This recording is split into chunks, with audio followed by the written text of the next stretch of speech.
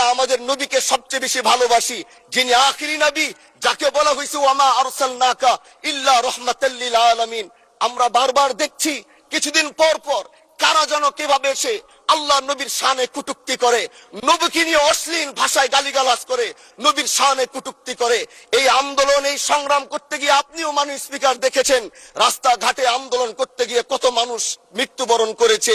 যদি একবার বাংলাদেশের আইনে, কারণ মুসলমান যদি আমাদের বাংলাদেশের পার্সেন্টেজ অনুযায়ী আমাদের অবশ্যই মুসলমানদের সংখ্যা এই দেশে অনেক বেশি। আমরা তো অন্য কিছু চাচ্ছি না। এই দেশের মানুষ নামাজ না পড়লেও যদি কেউ নবীকে কটূক্তি করে তার কলিজা ছিঁড়ে যায়, সে রাজপথে নেমে যায়। আমি বলবো যারা নবীকে কটূক্তি করে, নবীর নামে গালিগালাজ করে, এদের মৃত্যুদণ্ড, এই আইনটাও যেন বাংলাদেশের এই সংসদ থেকে পাশ করা হয়।